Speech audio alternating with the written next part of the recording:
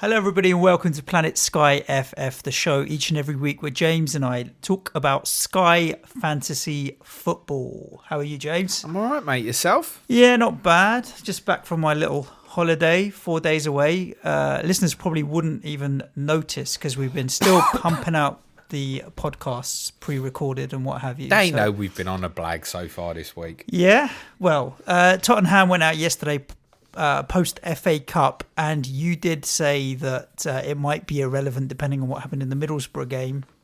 Semi-irrelevant. Cut a long story short, I was still peed off. Yeah, so the vibe hadn't changed there. No, not really. At all. And we're back, and Sky Fantasy Football has had an interesting week, let's say, with the change in the overhaul and what have you. We've got a Friday night deadline to get ourselves all set and ready for 3 captains this week, right? Yep. Which is all well and good. So, ready to rock and roll. How did you end up at the end of last week? Did we discuss that last week? Well, we haven't recorded SkyPod for a couple of weeks. Obviously, there was a good 4 game weeks involved. Yep. So, Sky's game week 20...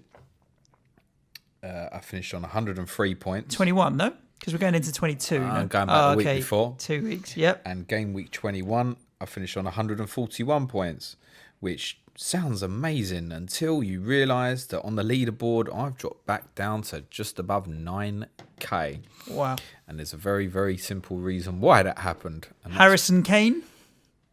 No, I didn't have Kane. Okay. I mean, Ali's in the squad and to begin soon. But I didn't go for any Liverpool on January the 2nd. Yes. And everybody stole a march on that went for it. I'll talk about that in a bit more, but how did you get on yourself? I had 99 points, so 99 2 weeks, and then the week after 176, which was decent, and I'm up 1,000 to 16k now. Got rid of all of my Spurs assets that I had at the time, which was Kane and Ali, and moved back to Trent and back to Sadio Mane. I had a good week up front, really, because Mane, Aubameyang, Rashford all picked up returns, and I captained Kevin De Bruyne when he picked up the goal and the assist at the weekend, in the weekend match. Sheffield United fixture. Exactly, yeah. I had the choice then that day of a couple of other players, Vardy being one. A lot of people would have gone Vardy. Quite brave that to go KDB on that day, I think. Yes, it was, and it paid off really well. So overall, I'm happy with that. Maddo picked me up points that day as well. So 176, I'm happy with. I did make 3 transfers in that game week, mind. Okay. I got rid of Edison to Dean Henderson. I thought just longer term, I'd rather do that. I moved away Harry Kane, obviously, and jumped onto Sadio Mane, and I got rid of Dele Alli and went back to Trent Alexander-Arnold, so doubled up on Liverpool. And I'm much happier owning those 3 players than the previous 3 that I owned. So I'm still got 26 transfers and feeling pretty good. And we both have 26 transfers left, I believe, nice. To be precise. Which will be useful now because it has been confirmed, or it was confirmed last week, to some people's happiness and some people's disappointment, that the overhaul has moved to James. Yeah. Some are happy, some are not. Does it matter? Piss some people off, yeah? No. It doesn't matter, does it? No. I think all it did was necessitate a decision in terms of whether you were going back hard on Liverpool, like straight away for the Sheffield United fixture on the 2nd, or if you were going to hold back knowing that there was now a West Ham away fixture and a Southampton home fixture the weekend afterwards, to wait before the Wolves fixture before steaming back into them, or alternatively at certain points the Manchester United fixture, which is between the Spurs and Wolves games for Liverpool. Yep. I think in hindsight, had I known for certain that this would be the case and Liverpool and West Ham would be rearranged to that date, would I have sold Liverpool assets when they had the blank in the pre-Boxing Day fixtures before they won at Leicester? No, I'd have held on to them. Looking at the club now, I watched the second half of the FA Cup game when they had the kids out, and still took Everton. First half, not so much, but second half, they just class. The club is just, you can't avoid Liverpool assets right now. I don't see how you can not own Liverpool players. Everything about what they're doing is a machine. And what really came to me is like this is legacy building here. What they're building is not a team that's going to win a title like Chelsea do, and then 2 years later will be completely dismembered. This is a philosophy that's running through the club, and they've got youth coming through, and this is now legacy building activities. They're going to be around for 10, 12, 15 years. Scarily good they are at the moment. Yeah, they're a fantastic side. Just to clarify what I'd said about selling the Liverpool assets pre-Boxing Day, I think for everybody who did, that was the correct decision. Yeah. 100% at that point in time. Definitely the right decision to clear them out. There were 3-for-1s, there were a couple of 4-for-1s going round. It was definitely the right decision. Of course, the one that so many of us missed out on was Leicester. If you take me, I had Trent, for example. Mm-hmm. Trent did enough damage in that one fixture to compound the misery of perhaps what I might have got from 3 or 4 games from someone else. But you can't predict that. I think a lot of people obviously went back on the second. Did you go? You went back to what, Mane and Trent then, yes. Yeah? Yes. I didn't go back to any, which in hindsight looks a mistake.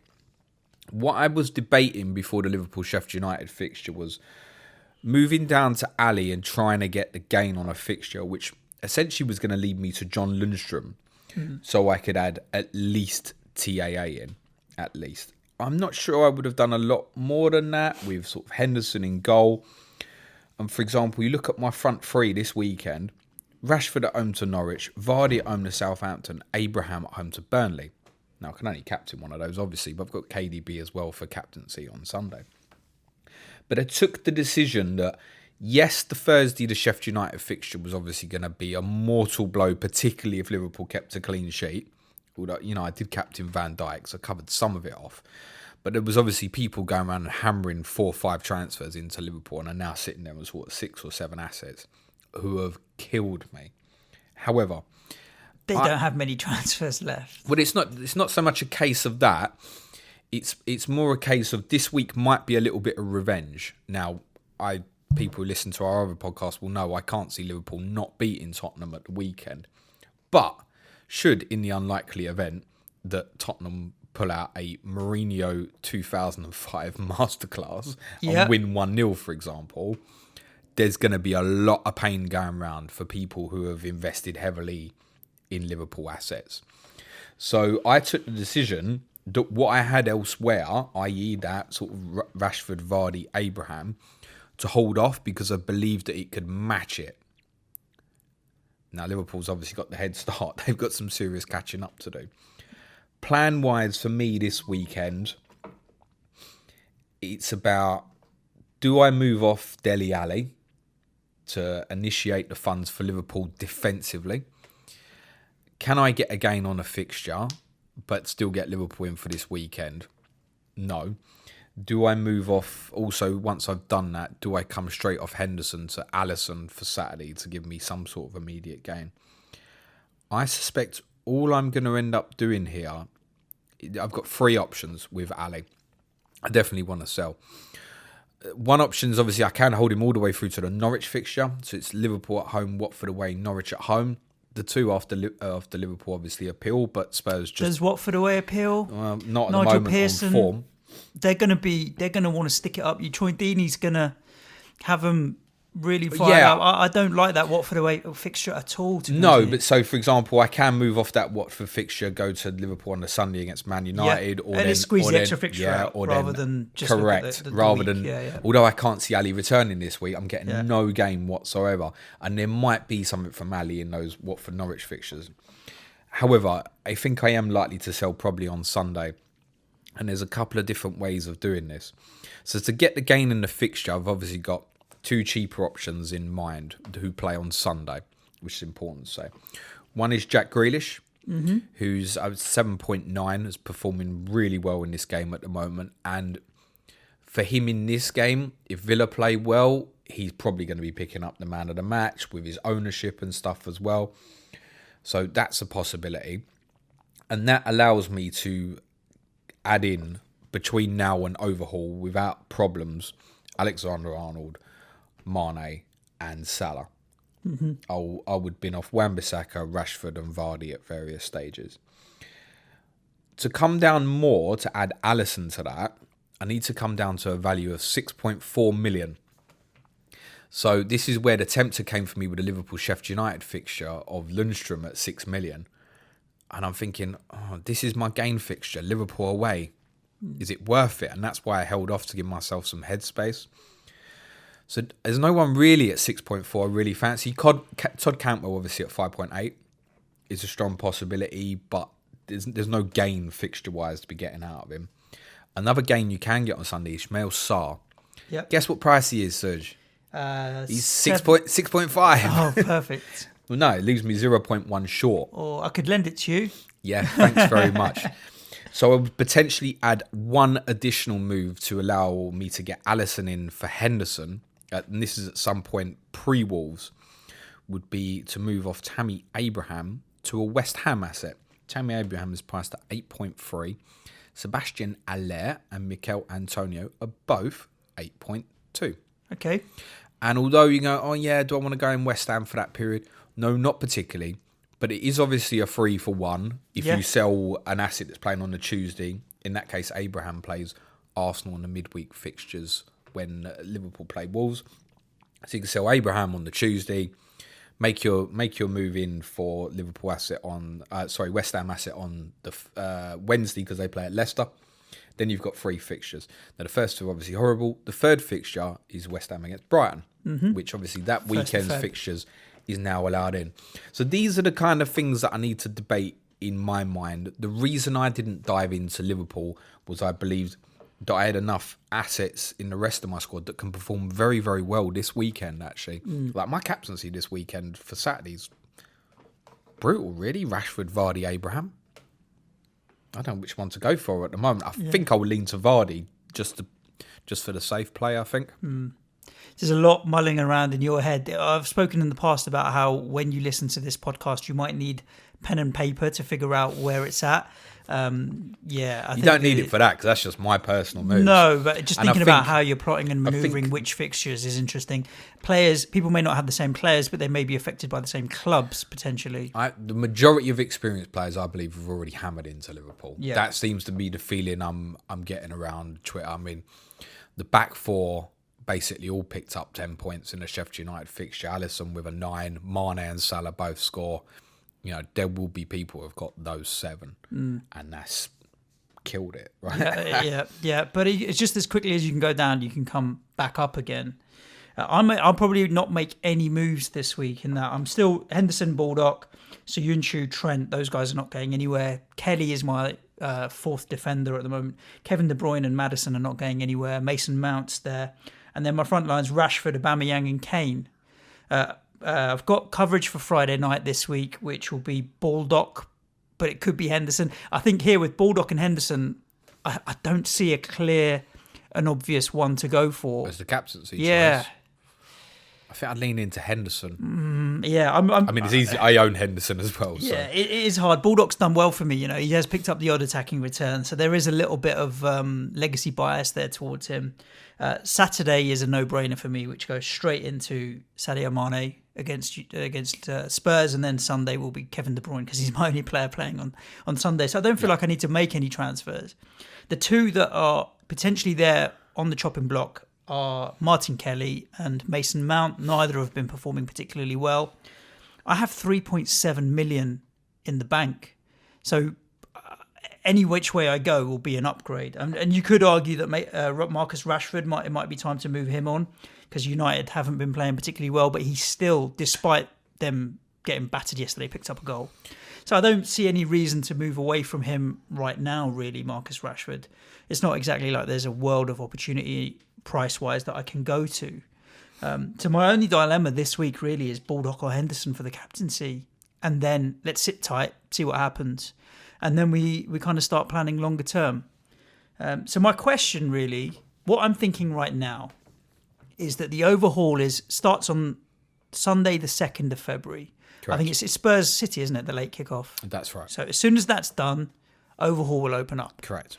And then it's the Saturday Saturday the 8th, when it's the 4 games over 2 days that we have. Yep.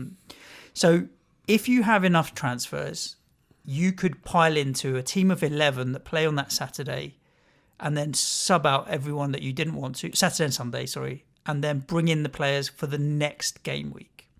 So load up your team in the overhaul for just those 4 games. No, it's not something I would consider. And why is that? Because you've got quite a lot of transfers, and so have I, right? The reality is from that 11 weekend, transfers. No. Sorry, I should phrase it a little bit better. There's going to be at least 4 or 5 players that you are willing to carry through, City players and what have you. So I'm thinking more around 6 transfers. Between the week after the overhaul, after the week of 4 fixtures, I reckon 6 of my players will move on to bring in players that are playing the following game. So you're talking about getting players in for the just to clarify, the split weekend, there's 4 fixtures on the first weekend after Correct. the overhaul. There's 6 on the weekend after. Correct. You're talking about filling your team with the 11 players from the first 4 all games. that are playing in the first 4 games. Yeah. And getting rid of 6-ish Yeah. for the following game week. I strongly disagree with that. Talk to me about why.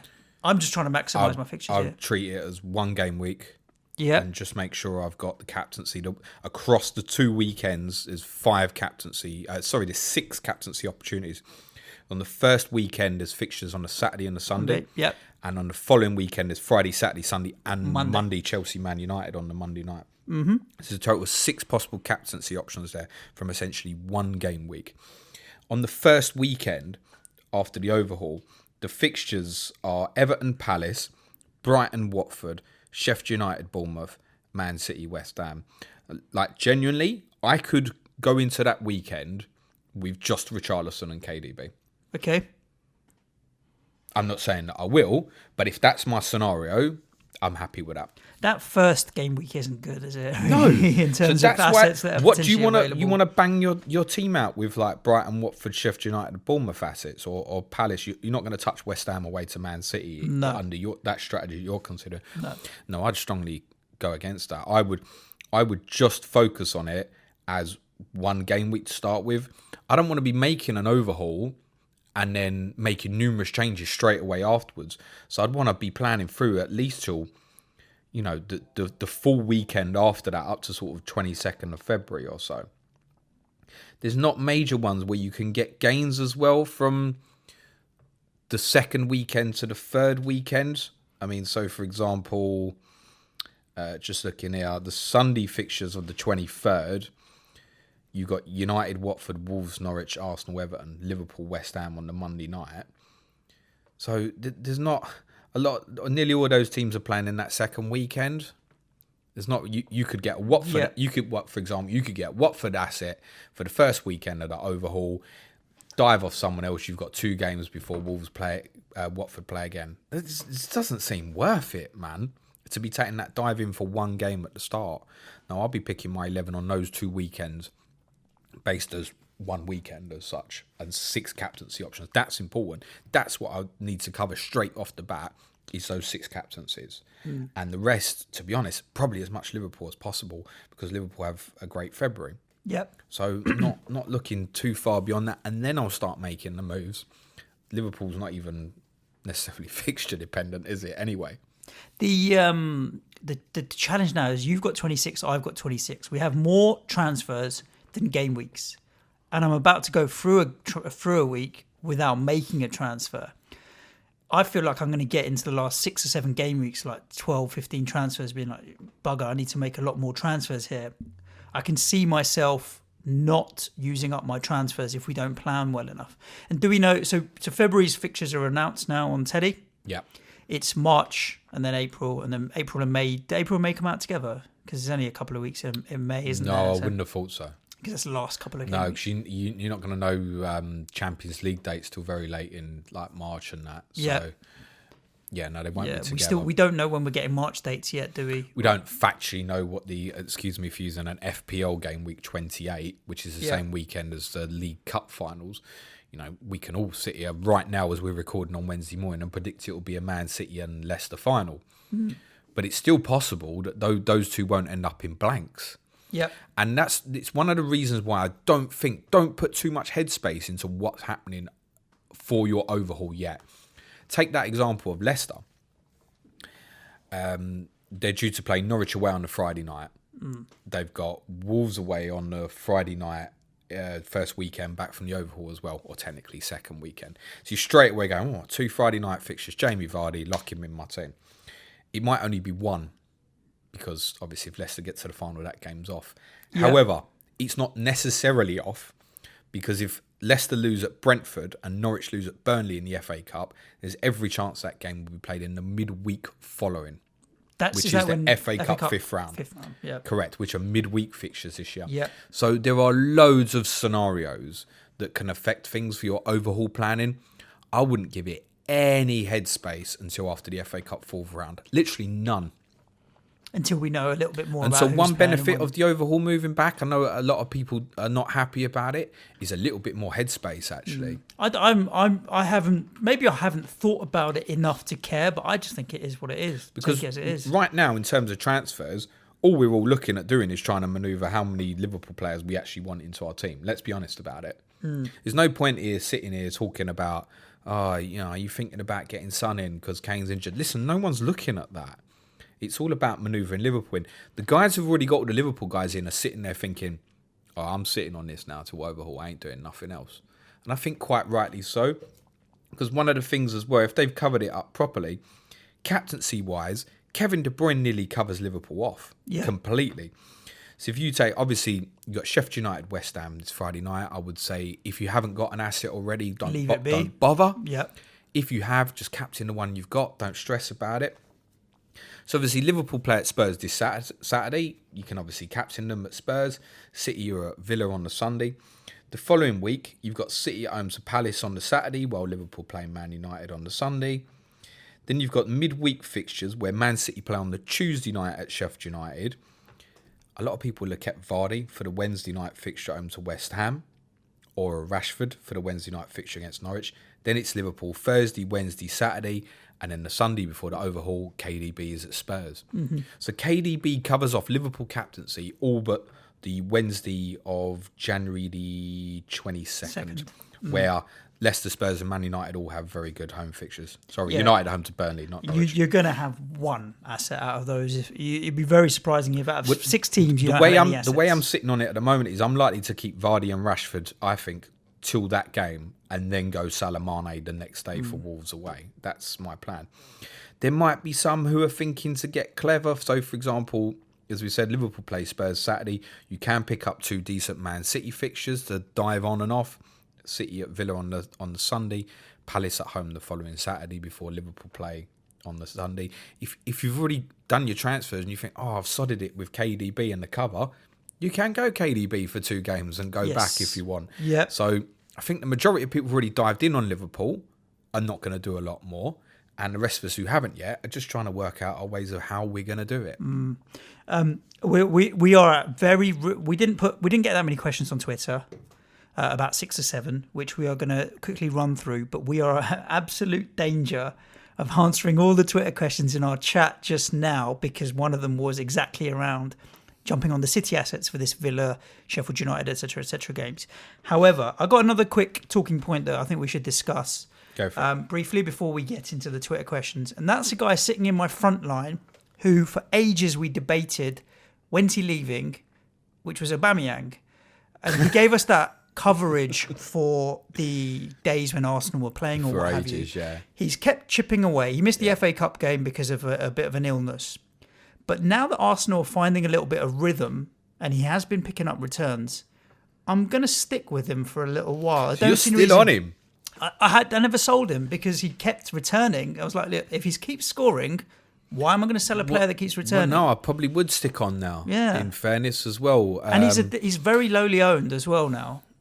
Yeah, there's a Saturday where he offers you some coverage. I think that's the same one that City play Palace, if I'm not mistaken. And the final Sunday now before the overhaul, while Spurs play Man City, Arsenal are at Burnley. So Aubameyang could even be up well under the radar by that point. So a lot of people are going to be thumping out their funds to get Salah Mane. Have you got Salah and Mane? I've got Mane. I don't have both. I only have Sadio Mane. Not looking to add Salah? No, I wasn't, to be honest with you. I've got Rashford, Aubameyang and Mane at my front 3. I've got enough money to turn Rashford into Salah if I wanted to. But I'll wait and see. I'd rather use the money to turn Mason Mount into somebody, if I'm honest with you. But let's see. But I think Aubameyang's one that's creeping under the radar. His ownership is ridiculously low, but he keeps picking up returns. And I have been impressed with what I've seen with Arsenal in the last couple of games. And they're moving in a certain direction. So I think he will end up scoring goals. So where we debated him for ages, when are we going to get rid of him? I think I'm going to keep him now. Can I ask you a question then? Yes. Other than Liverpool players, and other than perhaps trying to move a fund to allow Liverpool players, like I've said with Grealish or Ismail Assar, are there any players that you're considering between now and Overhaul? Raheem Sterling. Yeah, so you are thinking sort of those two City fixtures in the middle, maybe. If you ask me right now, would I rather get rid of Rashford for Salah and double up on Liverpool, or have Sterling? I think for up until the Overhaul, I'd rather have Raheem Sterling. I think City have got a bit of catch up that they need to think about. They're not going to catch Liverpool, but they need to make it a fight. And he was rested for a couple of games, so I feel like Raheem Sterling might be interesting.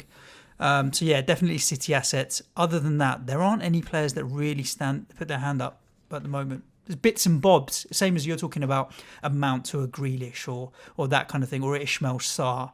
They're not captaincy options. They're just moving players around a little bit here and there. Liverpool really are the one. They really definitely are. Should we look at some of these Twitter questions? Yeah, let's do that. So, like I mentioned, we a lot of Overhaul talk here. But Leon, at LeonH94, Leon, thank you for your question.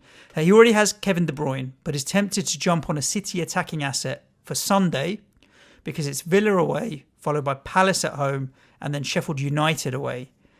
Does Raheem Sterling start all three? He was rested in the two prior to the derby. Yes, of course. You don't have to go for just the two. You could then, for example, miss Liverpool and Manchester United, hold City for the Sheffield United away games the Tuesday night, and then move on from there back to Liverpool on the Thursday. And Aguero maybe?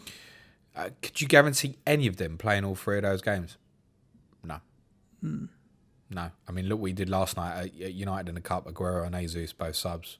Yeah. Basically didn't play, excuse me, an out-and-out centre-forward and mullered them. Is that something he's going to look at more?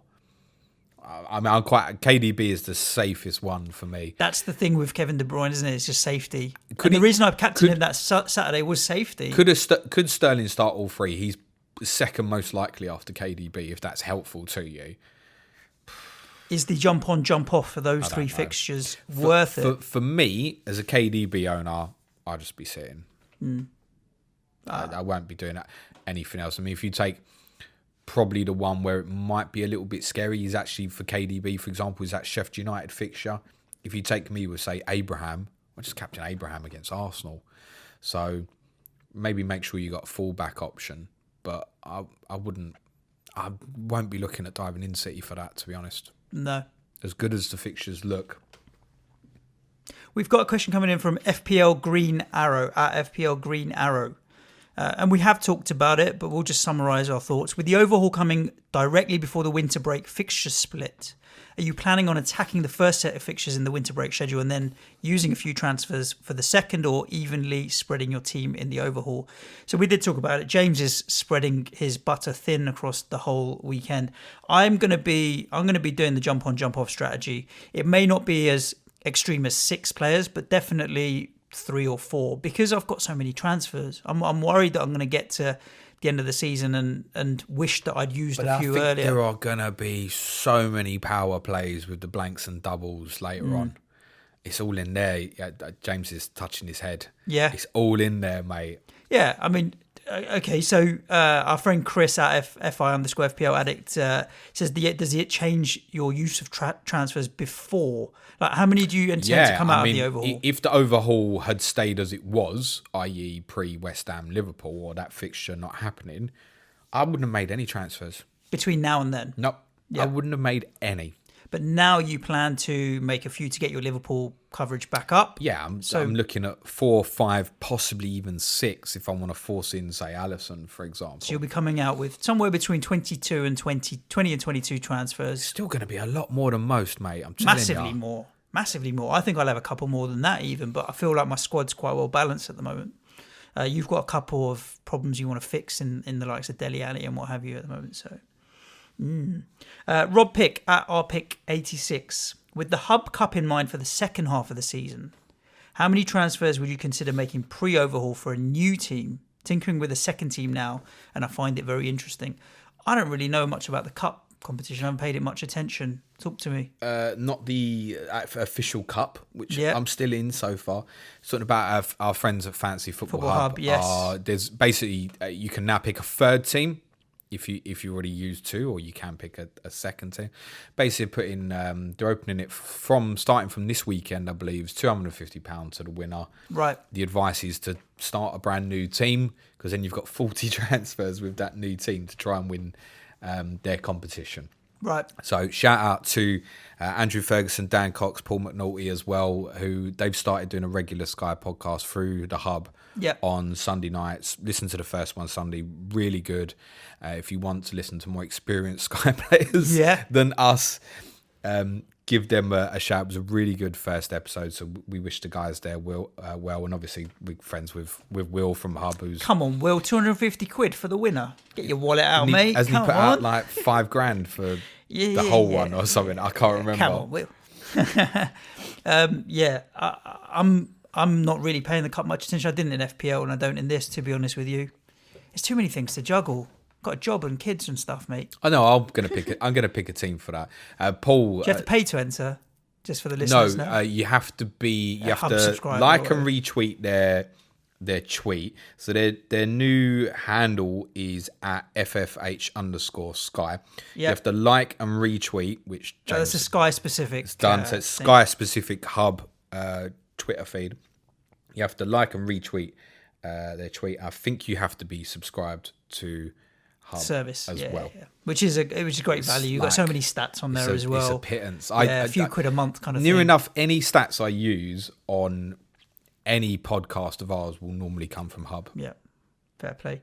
Other service providers are available. Last question coming in from Kermit the Winger. Yeah, but they charge more. Yeah, true. Grassed. Last question coming in from Kermit the Winger, Sky FF. I've wasted transfers on Spurs players. Should Donald Trump put some bombs on the Spurs stadium? Oh, that's grim, isn't it? Yeah, we don't need to see anyone bombing anyone. Thank you. We don't get political. I think it's only temporary at Spurs. I thought you were going to say only temporary in America. Nah, forget that. That's a whole different ball game. Like I've always said, American politics is my guilty pleasure, and at the moment it is a bit of a mess. But yeah, we you know what? It happens with Spurs. Everybody that went on Kane and Dele Alli did it with good data backing it up. Dele was playing well. You'd had a couple of good games. Kane was a good option for captaincy in that time. Sometimes it happens. Yeah, no biggie. One important thing to say in terms of my potential moves is, if I'm going to force Alisson in as well, I do need to make a move sooner, because you are restricted to a max of 5 per week, right? Yes. So if I was to be at the end and want 6, I can't do it if I haven't made some earlier. So it's just something to bear in mind. Yeah, if for some reason you're looking to thump in 6 Liverpool players just before the Wolves game, you can't. It would be a maximum of 5. There we go. That's Sky, James. Is that all the Twitter queues then? There was 6 of them, 6 or 7 of them, yeah. Oh, right. Nice and tidy. Fresh. And we've been chatting for our usual 33 minutes. Captains for the weekend. Baldock or Henderson on Friday nights. I may edge towards Baldock. I think everyone else is going to go Henderson, possibly, maybe. It will be Sadio Mane on Saturday against your lot, unfortunately. Who are your other forwards? Rashford and Aubameyang. I'll have a look at the fixtures, maybe Aubameyang, but I think Mane's Mane. Liverpool. Yeah, interesting one. You're not defensively very stable. Rashford against Norwich, I know he's one. If I captain him, he'll do sod all. If I don't, he'll tear it up. I think Mane, I'm going to go safe, to be honest with you. And then Kevin De Bruyne will cover me off on Sunday. Okay. And for you? It's similar. I'll be Henderson. I think I can't see me going Abraham in spite of some of Burnley's recent woes. I think I would just go Vardy over Rashford Saturday, and then KDB Sunday. Great. Guys, thanks for tuning in to Sky FF. We'll be back tomorrow with Clash of the Correspondents, which this week is Migtavius and Adam35 Who. Yeah, Palace and Arsenal. Palace Arsenal for the weekend. And then the final plan on Friday, where we'll run down all of our final thoughts. Other than that, Thank you for tuning in. Do like, subscribe, share the podcast. Good luck this weekend in Sky. Chat for now. Cue music, man child.